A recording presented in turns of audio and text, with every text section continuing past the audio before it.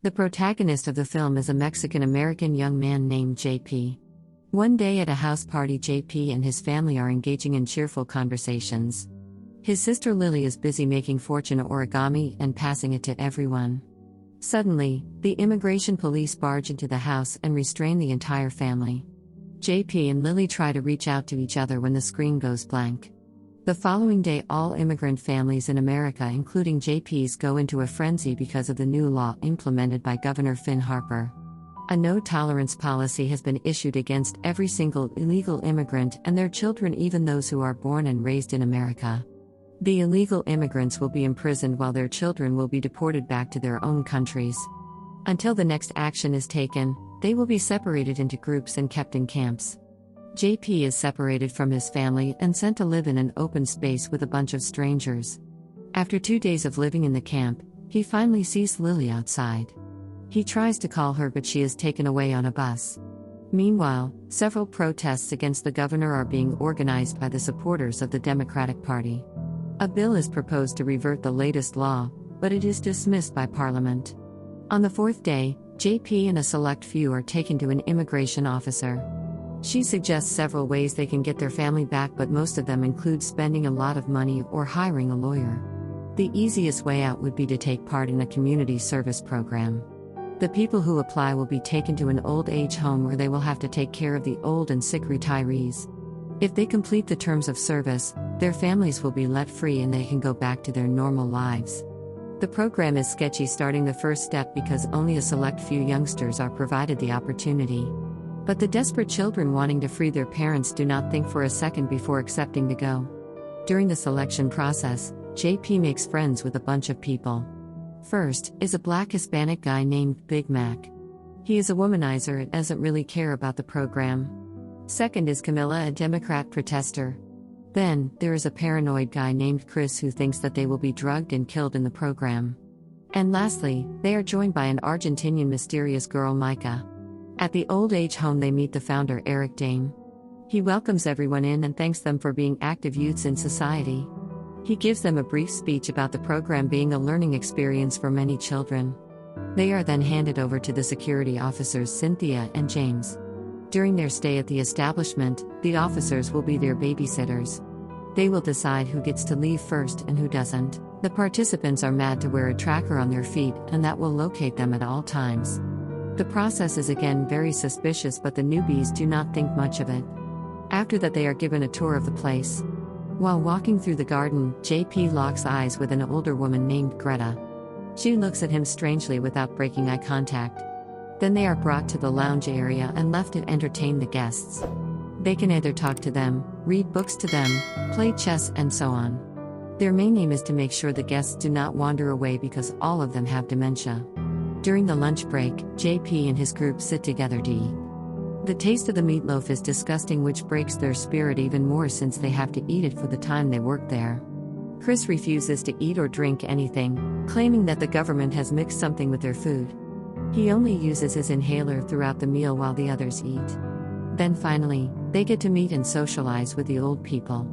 Everyone picks a guest while JP searches the room for Greta and approaches her. She doesn't say anything and only keeps staring at him. JP takes this as a hint and starts reading a book. Suddenly, Greta loses control of her emotions and tells JP that he will die here. When she doesn't show signs of stopping, Cynthia sedates her and brings her away from the rest. JP is left shocked and guilty, assuming that he was the cause of the breakdown. An entire day passes in the facility, but Chris still refuses to eat. The lack of nutrition causes him to turn more paranoid than he already is. He thinks the window on the back of the dining hall is one-sided and someone is keeping an eye on them from other side. The rest of the group doesn't believe him, so to prove himself he tries to open the door. As a result, he is sedated and dragged away to the infirmary. Later that night, JP wakes up and goes to the toilet. On his way, he comes across an owl that flies away on seeing him. Seconds later, he hears a noise coming from the dark and sees a naked old woman staring right at him. She yells, "Virgil will set you free," and attacks JP. He freezes in shock until the security arrives and brings the woman away. They claim that she just ran away from her room, but JP can tell something is seriously wrong with her. The following day, work starts early. The security officer James calls JP a racist slurs, which causes a slight argument between the two. As they are taking care of an old man, JP is attacked again. He falls unconscious and wakes up in the afternoon. To his surprise, Lily is also in the room. She reveals that she had been with him all along and asks him to just look harder. Suddenly, JP wakes up, realizing that it was only a dream. However, Lily's comment stays in his head for the entire day. Meanwhile, Chris has still not returned since he was sedated the last time. When Cynthia is asked, she reveals that he was sent back to the detention center for not being obedient. After she leaves, Big Mac bluntly claims that she is lying. He found Chris's inhaler in the hallways an hour ago, which means he is still in the facility. It is clear that the workers are hiding something from them. When it gets dark, Big Mac brings Greta to her friend Philip's room. He believes that spending time together will be a good bonding experience for two old people. However, as he is setting up the TV, something happens to Philip. His bones start cracking and he falls off the bed. In only seconds, Philip goes completely out of control and acts like he is being possessed. His body folds into an inverted position and he eventually dies. Big Mac is traumatized by what he had to see, but the cause of the death is declared heart failure. That day, Eddie calls James and JP in the front yard and introduces them to his pet owl, Virgil. This reminds JP of the first night he was attacked, but he doesn't think much of it. Eddie believes that JP can be a permanent employee like James and wants him to stay closed. Although JP is not willing to be here permanently, he pretends to be interested in front of Eddie. Before leaving, Eddie asks them to hug because he knows they are not on good terms. JP takes this chance to steal the key to the tracker on his feet. He uses the key to unlock the tracker at night. At first, he goes to Mac's room and finds him enjoying a self-care day with face masks and music. Mac refuses to come outside, so JP moves on to Camilla's room. She also unlocks her tracker and goes to enjoy the night of freedom on her own. At last, JP is left with Micah. They steal alcohol and enjoy it inside the pool. JP is clearly interested in Micah and she takes the hint. They flirt for about an hour before kissing and moving into her bedroom. The following morning, JP wakes up to an old lady beside him in the bed. He freaks out but is soon told that she climbed on the bed randomly because of dementia. Later, JP is telling Mac about last night, but halfway through the story discovers that he doesn't remember what happened when he got into bed. As he is trying to recall the incident, he sees Greta playing with a fortune-telling origami. This reminds him of his sister, who used to frequently make the same thing for her cousins. JP asks the lady if someone gave it to her but gets no answer in return. Suddenly, she holds his hands and starts shivering before the guards come to his aid and sedate her. JP and the rest of the group are talking about the incident when Camilla reveals that she doesn't remember anything from last night as if she blacked out. They also discover a mark on her neck and theorize that she was sedated. When it gets dark, JP decides to search the facility. At first, he goes to the infirmary where only the security guards are allowed to go. He approaches Greta and sees a butterfly tattoo behind her ears. The tattoo is identical to the one J.P. saw on his sister on the night their house was raided. It is now clear to him that the old lady he was taking care of is none other than his sister. However, before he can take any action, James finds him and knocks him out.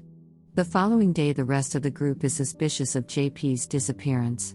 They decide to snoop around Eddie's office to see if they can find something. Micah and Mac go inside while Camilla stays outside to keep an eye on James. After searching around for a while, Mac finds the blueprint of some sort of grinding machine. They are almost caught when James comes into the room. But he fails to see them hiding in the corner. Somewhere else, JP wakes up in a wheelchair beside two people his age. But when they turn around, he is left speechless. One half of their face is old and wrinkly while the other half is young. JP shortly finds out the same thing has happened to him as well. Sometime later, he is left alone in the room, but to escape he has to punch in a password. After giving it some thought, JP types Virgil and unlocks the door. At the same time, Governor Finn and Eddie are at an outlet of the chain restaurant Liberty Burgers. They co-own the entire chain and are delighted by the profit they're making recently. Amidst the conversation, Finn inquires if anyone made a complaint about the burger patties in the past month. Eddie confidently says that it is impossible because he has found the perfect alternative for ham. Back at the facility, JP enters the production room and is in utter shock to find dead bodies in Ziploc bags. It is revealed that Eddie uses human meat and bones to create the patties of the burger because real meat is too expensive. They use the bodies of refugee immigrant youngsters to make commercial meat. The illegal immigrants are given different hormones to tenderize human meat, and as a side effect, people turn old. This gave the business a perfect cover for what they're actually doing down here. JP freaks out and bumps into Micah while trying to run away. Another shock hits him when Micah reveals that she was planted by Eddie to keep an eye on everyone from the inside. Somewhere else, Mac enters the vent to hide from the maniacs. He has also found out that they are being drugged every day. A while later, he reaches on top of Camilla's room through the vent and gives her a key to unlock her tracker. They go their separate ways to help JP from different sides. Camilla goes to the dining hall and finds out that Chris was right about the one-way window. However, before she can tell the others, she is knocked out. Upon waking up, half of her face has also aged.